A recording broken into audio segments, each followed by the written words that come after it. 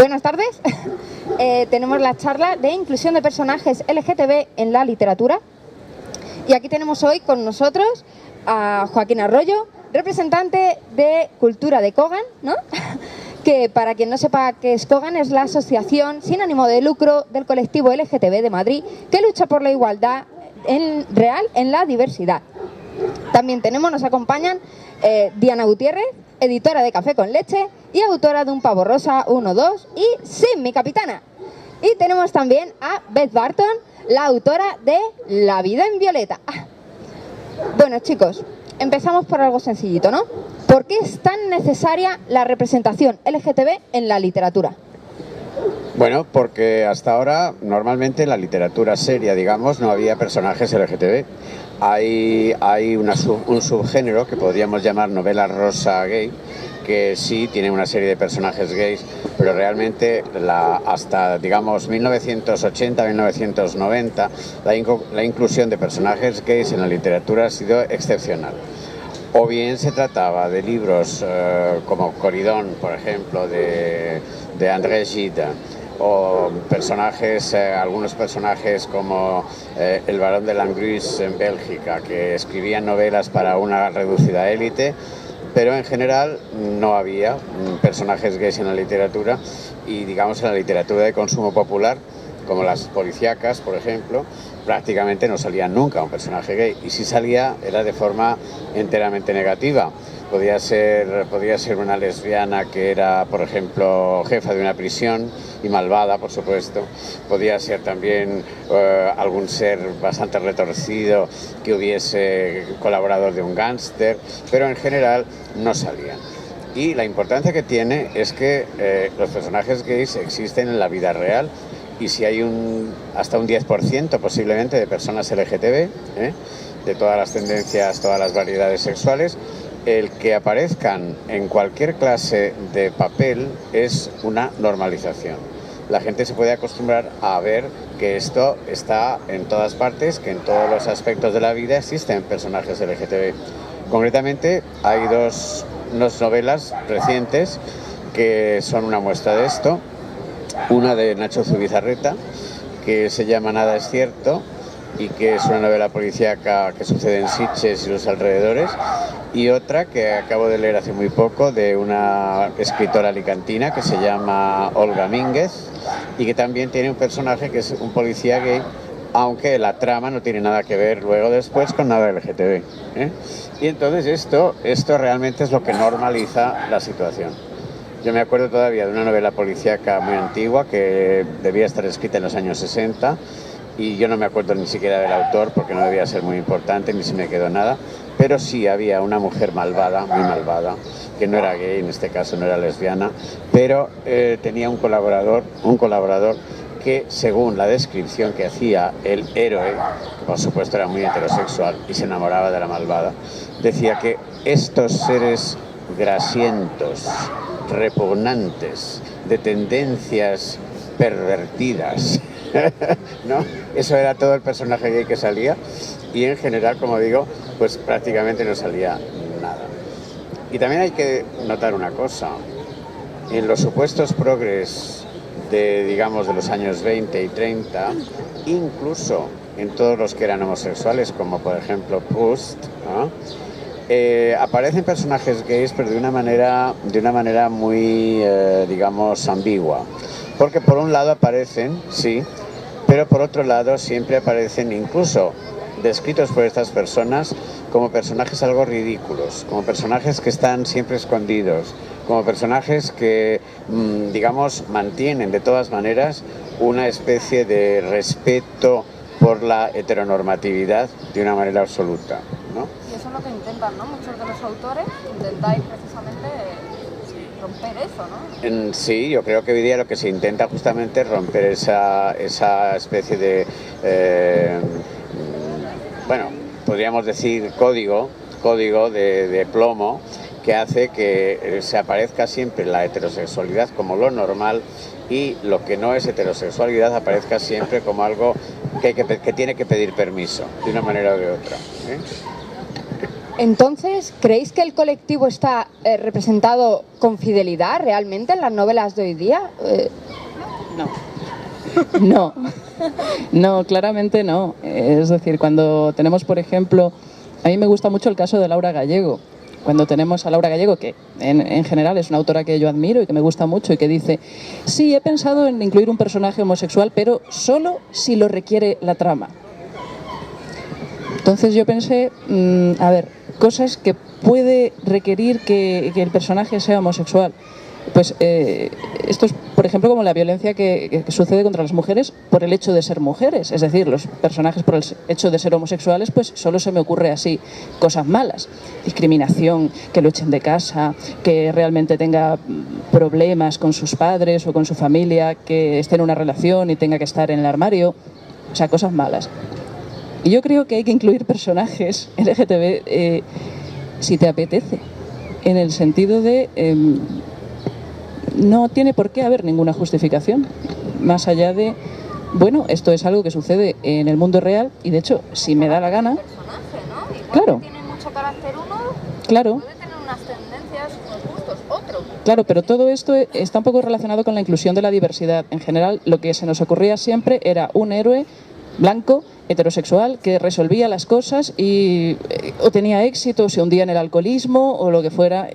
Y como tú dices, en la literatura popular, o sea, si salía, por ejemplo, una travesti o una mujer trans, era en la cárcel, estaba drogada, era como el símbolo de la degradación, lo más horroroso, repugnante.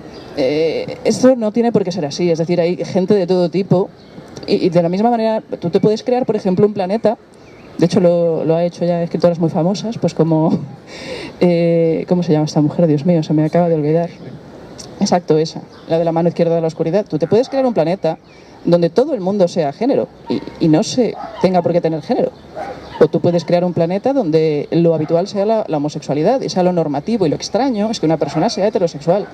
Una civilización, lo que te da la gana. ¿Y por qué? Pues porque he querido mostrarlo, porque sí, porque no. Es decir, igual que mi héroe a lo mejor es negro, mi héroe a lo mejor es trans, no, a lo mejor no tengo héroe. Todo esto estaba muy silenciado y yo creo que ahora es cuando está empezando poquito a poco a salir, pero todavía es muy underground y no está del todo llegando al público mainstream. Y voy a dejar hablar a Beth, pobrecita, porque... No pasa nada. Que bueno, con esto de que hablábamos, yo creo que sobre todo la importancia está en que haya más protagonistas homosexuales, porque sí que se ven cada vez más, y no solo en la literatura, ¿no? También en las películas, en las series, sí que empieza a haber, yo creo, una normalidad de personajes homosexuales, pero siempre son secundarios. Siempre son secundarios. Y eso sí que a mí me parece personalmente un problema, que sean secundarios y que estén muy estereotipados. Que bueno, eso, los estereotipos en general pasa con todos los personajes, pero en homosexualidad yo creo que todavía aún más. Entonces sí que falta visibilidad en cuanto a protagonistas, quizá. Totalmente de acuerdo. El problema es que luego vas a una editorial grande y te dicen que ¿por qué el homosexual no es el secundario? Y centras la trama en un personaje que sea heterosexual, y esto ha pasado, lo sé, y me ha pasado también. Porque se considera que si tú ya lo haces homosexual, es como, ay, pero no se va a identificar todo el mundo, lo cual es una cosa muy tonta, que además es que quiero demostrar con datos. Es decir, las mujeres, no, con datos, porque es que si a mí me dan datos, voy a demostrarlo con datos. Las mujeres leen más ficción que los hombres, hecho. Lo lamento, pero de un 10 a un 20-30% de la población, yo ya no voy a decir que no es heterosexual, pero bueno, digamos que no es heteronormativa, hay de todo tipo. La gente está cansada de leer siempre lo mismo, luego siempre vuelve a lo mismo, pero bueno, siempre dice, está cansado de lo mismo. Y de hecho, es que ya tenemos solo por ejemplo en España, tenemos una diversidad racial importante, que tampoco estamos reflejando. Solo como datos, es decir, ya, lo siento, los hombres heterosexuales no son el público al que hay que complacer, así como el primer público, no, es que es cierto, porque si miramos incluso los números, es que no son el segmento más grande. Y en géneros como la romántica, muchísimo menos. ¿Puedes hablar ahora, sí, precisamente? No, iba a decir que creo que además una de las cosas a las que hay que aspirar, digamos, es que si no se habla de la sexualidad de un personaje, que no se suponga que tiene que ser heterosexual. Que eso a mí me parecería muy importante que se consiguiera a través de la cultura. No suponer que la sexualidad es, pues eso, hetero. ¿Creéis que todo esto tiene que ver con los lugares? O sea, es lo mismo, ¿cómo decirlo?, en Europa que en Sudamérica, por ejemplo. Esto en Sudamérica, las novelas con protagonistas del colectivo, eso sería casi impensable, ¿no? Sin embargo, aquí como que todavía ya estamos avanzando, vamos unos pasitos por delante, lo de las zonas rurales que hablamos de tu novela, todo eso influye realmente la zona. Hombre, sí, influye a la fuerza. Influye muchísimo porque no es lo mismo desde luego un ambiente rural que un ambiente urbano, pero lo que tú has dicho es verdad, es decir, en Latinoamérica, por ejemplo, todavía, incluso en países como Argentina, que son países que tienen una legislación pro LGTB muy avanzada, sin embargo, la sociedad todavía tiene una fuerte resistencia a reflejar estas cosas.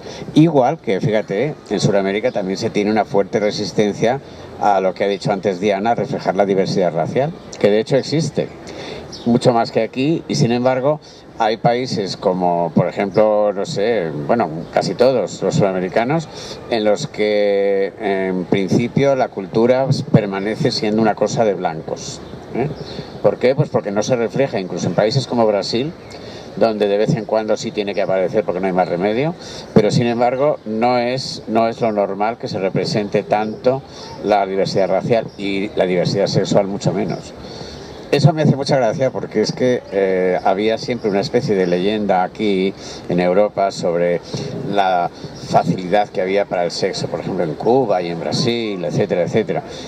Sin darse cuenta que estas sociedades son sociedades extraordinariamente represivas, donde cualquier clase de diversidad sexual existía marginalmente, en la marginalidad lo que tú quisieras, pero podríamos decir, la sociedad general no.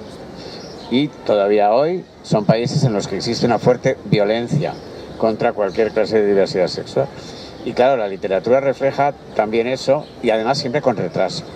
Y en las zonas rurales también. Sí, claro, pero es que es una cuestión de sociedad, de educación sobre todo, y lógicamente en pueblos y cosas así no vas a tener tanta facilidad, ya no solo para vender un libro con a lo mejor esta temática, sino para que un escritor que nace en un sitio así tenga quizás esas inquietudes por la educación que tiene.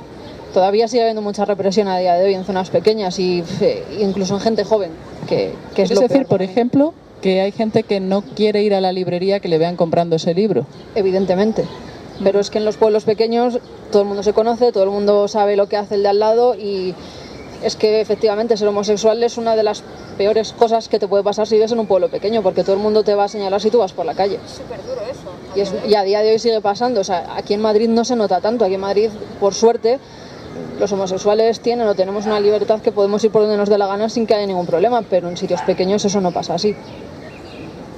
Es curioso porque, por ejemplo, en los últimos años hay una enorme avalancha de gente que compra por internet o que como poco busca los libros por internet y busca los que les gusta, se hace la lista y no sé qué, y entonces es como libros de bolleras y claro, ya en el underground encuentras, hay un montón, luego vas a X sitios y te haces la recopilación, pero la cantidad, por ejemplo, de gente que compra los libros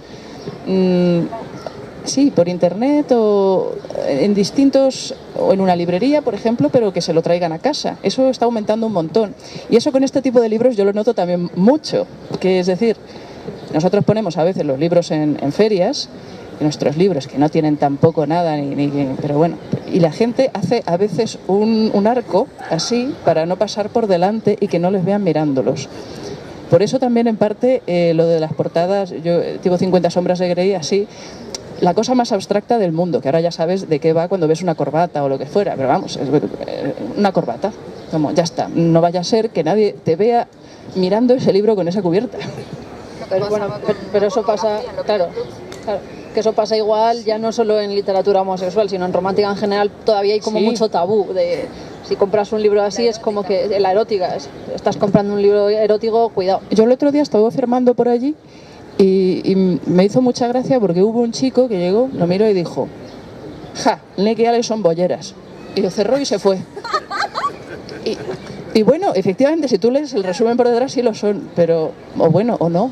Pero tendrá una trama, algo más, ¿no? Eso no. Le hizo mucha gracia, se fue riéndose.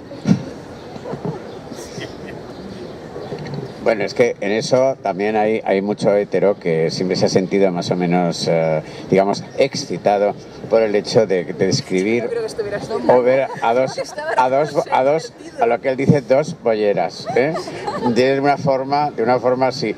Y a un hombre no pasaría nada si comprara un libro de dos bolleras.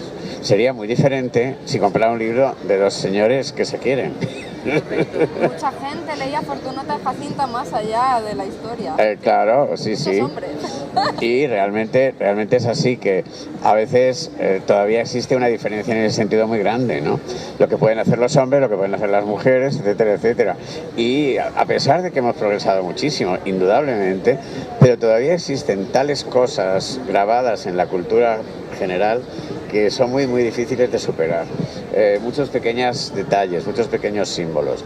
Y lo que decía Diana ahora sobre cómo, claro, personajes dicen, vamos, esto a lo mejor al público en general no le interesa. Precisamente hoy día el público no es en general, porque el público está muchísimo más segmentado de lo que ha estado nunca, porque hay muchísima más variedad de todo. Y evidentemente, por ejemplo, a las mujeres les importa mucho menos leer sobre hombres homosexuales, ¿no? No tienen esos prejuicios, a diferencia de muchos hombres que sí los tienen, ¿no? Esas son cosas que pasan. Es que a lo mejor sí les interesa, pero no se atreven a comprarlas. O no se atrevían cuando tenían que ir a la librería. Ahora que lo pueden pedir por Amazon, pues la cosa cambia. Claro. En el ámbito de la fantasía se ha hablado bastante sobre la LGTB-fobia. ¿Creéis que es más natural encontrar personajes que sean elfos o hechiceros que un personaje homosexual y demás? Yo creo que como la fantasía en general se le han reído tantas veces, ahora está petándolo, pero bueno, la cosa era normalmente pues reírse de ella, decir que la gente que leía fantasía era frikis y todo esto. También había un campo de experimentación importante, porque hay un montón de editoriales pequeñitas, independientes, casi microeditoriales, que sacan adelante títulos que, hombre, no tienen unas grandes ventas, pero es que tampoco esperan tenerlos. Entonces, pues muchas de ellas hemos intentado o hemos comenzado a publicar elfos gays, por ejemplo, muchísimas, porque, ¿cómo decirlo? De vender poco a vender poco, me da igual. No, es decir, no teníamos gran cosa que perder. Entonces, si considerábamos que eso estaba dentro de lo que queríamos potenciar y nos lo enviaban de forma natural, no teníamos ningún problema. Y de hecho está habiendo bastante movimiento en este sentido, porque la gente joven está de forma natural, pues yo qué sé, claro, rompiendo moldes y está incluyendo otro tipo de personajes en sus historias. Y yo creo que ya era hora, la verdad. Lo que nos queda un poco es que esto se traslade, digamos, a la fantasía más mainstream, a la que publican editoriales más grandes, y como tú misma dices, que sean los protagonistas, que está muy bonito que el elfo homosexual salga de vez en cuando, pero yo quiero que sea el protagonista, claro. Precisamente yo que he leído mucha fantasía, pues los grandes títulos de la fantasía, que es una pena porque la fantasía justamente se prestaría a lo que ha dicho antes Diana, que hubiese verdaderamente cosas muy diferentes y variadas. Y sin embargo cosas muy canónicas como El Señor de los Anillos, en el que la amistad entre Frodo y Sam, vamos, es una amistad prácticamente homoerótica. Sin embargo no hay absolutamente ni un solo personaje que se le pueda aproximar lejanamente a nada que pueda haber la más mínima sospecha de variedad sexual. Y es, digamos una obra clásica, canónica, etcétera. Y en general en la fantasía, como se ha dicho antes, hay muy poco de esto. Ahora es cuando está empezando a escribir más. Curiosamente, en Estados Unidos se están escribiendo muchos libros para jóvenes y para niños, para jóvenes y para niños que tienen personajes gays, personajes lesbianos, etcétera, ¿no? Porque, bueno, parece que es un modo de educar en la diversidad y son libros que se están publicando cada día más. Eso es interesante.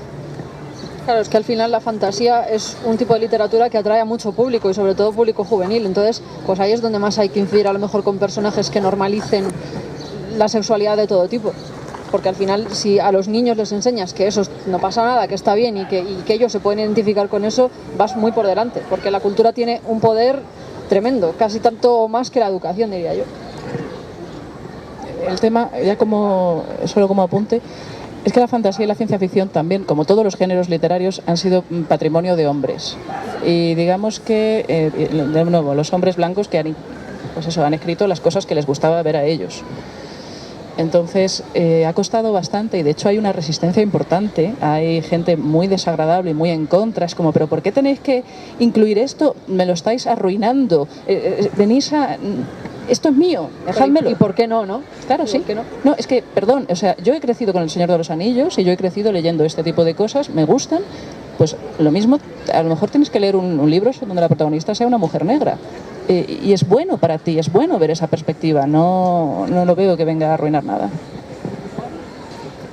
Hay una cosa como cíclica que es que, por ejemplo, en la literatura grecolatina estaba muy normalizada la homosexualidad, las relaciones así, pero luego llegó una época oscura, la edad oscura, en la que eso era imposible. Y como te pillaran leyendo algo así, escribiendo algo así o siendo así, a la hoguera, a la horca.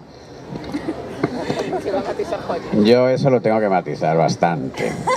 ¿Por qué? Pues porque sí, es verdad, claro que en la antigüedad clásica hay mucha más manga ancha para todas estas cosas, pero tenéis que tener en cuenta que la homosexualidad, especialmente la homosexualidad masculina, tanto en Grecia como en Roma, es algo altamente ritualizado. No era libre, ni mucho menos, entre otras cosas porque, claro, teníais un mundo de amos y esclavos. Los esclavos eran cosas, se podía hacer con ellos lo que se quisiera y ahí nadie metía las narices. Pero era imposible que un hombre libre fuera pasivo. Eso era un tabú total y absoluto. Y una relación homosexual abierta entre dos hombres de la misma edad también estaba considerada muy mal.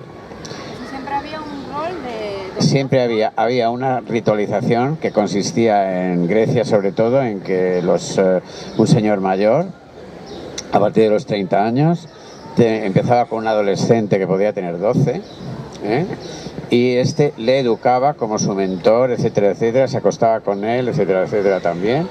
Y cuando ya este chico llegaba a ser mayor, pues ya cambiaba, ya no podía seguir. Claro. Con el Islam. Claro. En cuanto desarrollaba la barba, ya no podía ser. Ya no podía ser. Eso era un hombre. Y además hay una cosa importante en este sentido y es que realmente cuando se trata, de hecho se atisba en los diálogos de Platón, en muchos aspectos, que sí había relaciones entre iguales, pero no estaban aceptadas en absoluto.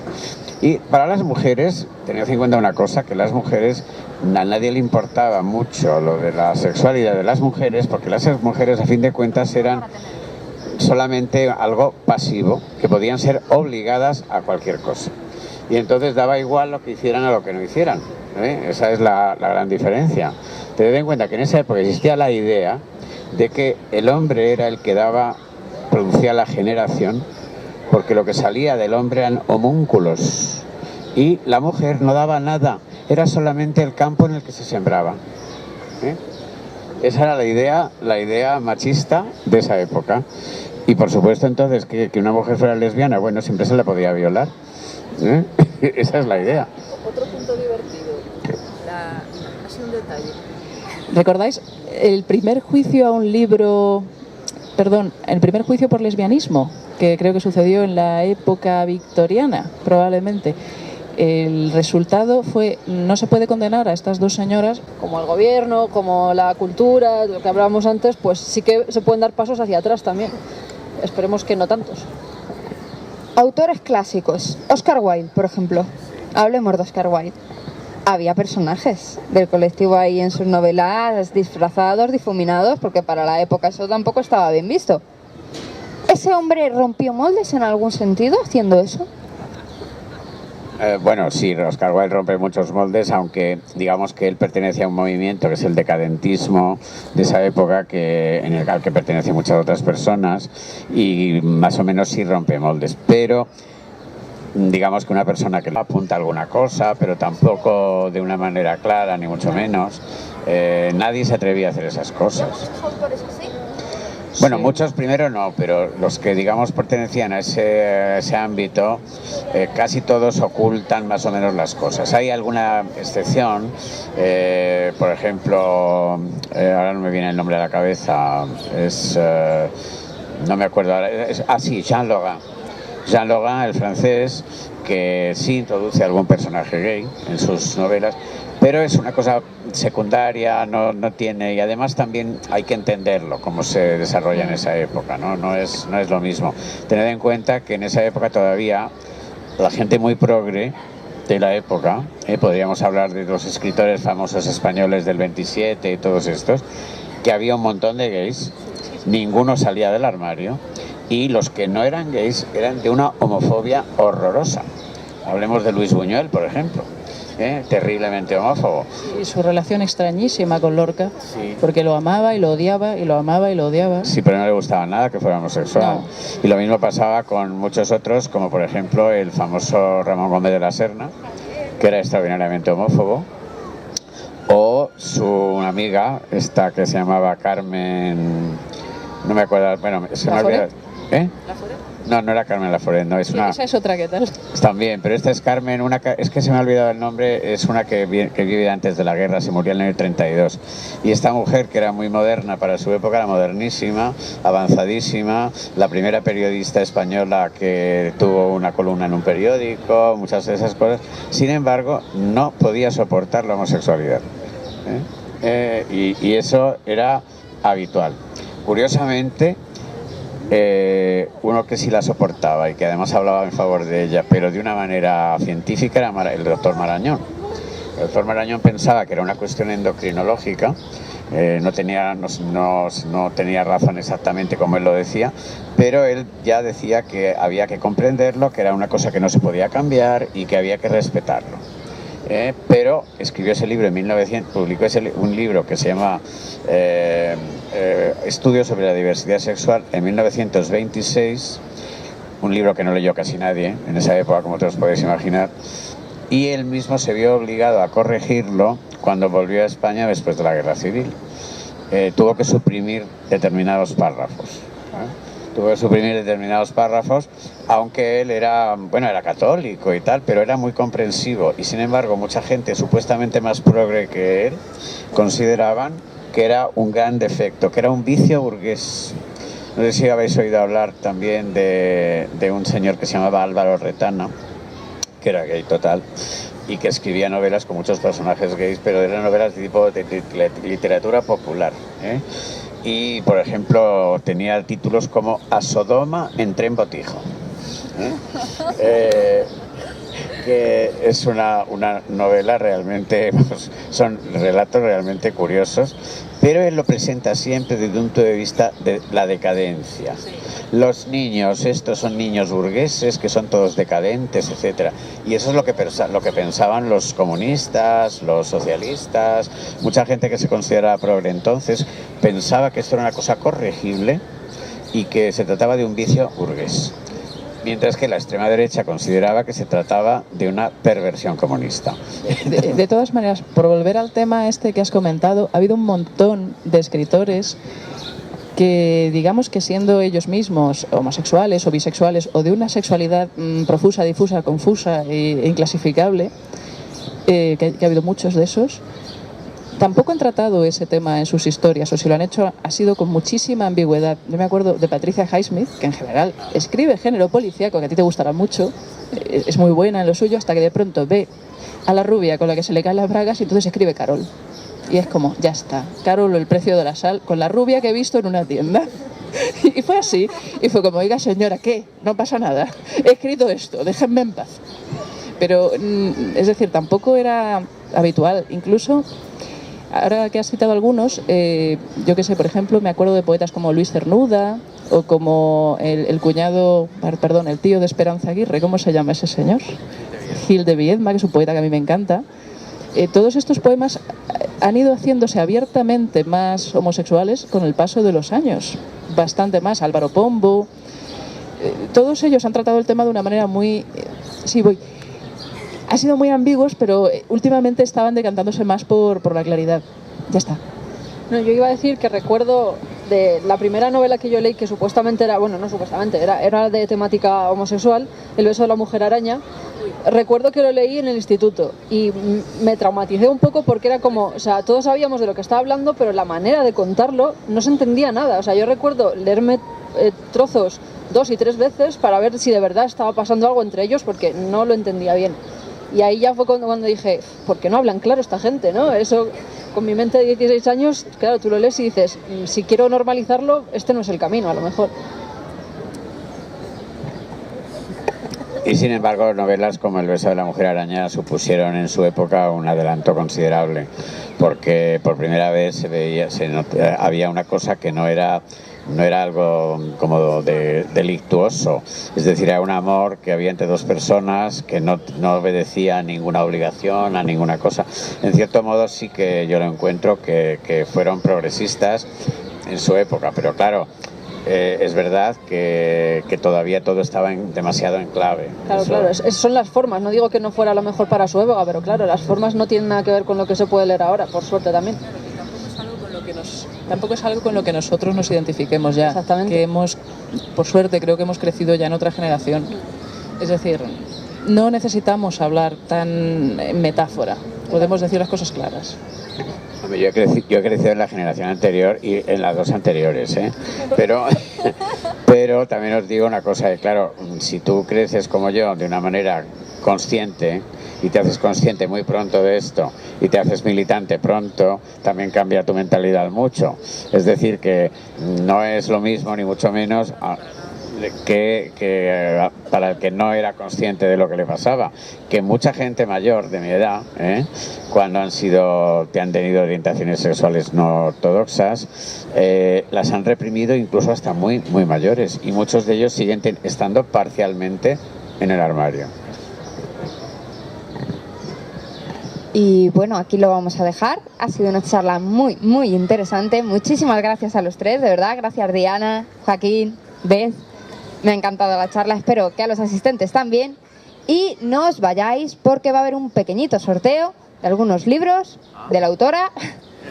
Y después de la charla podréis encontrar aquí también en el césped la charla, si no me equivoco, literatura juvenil, más que romance adolescente.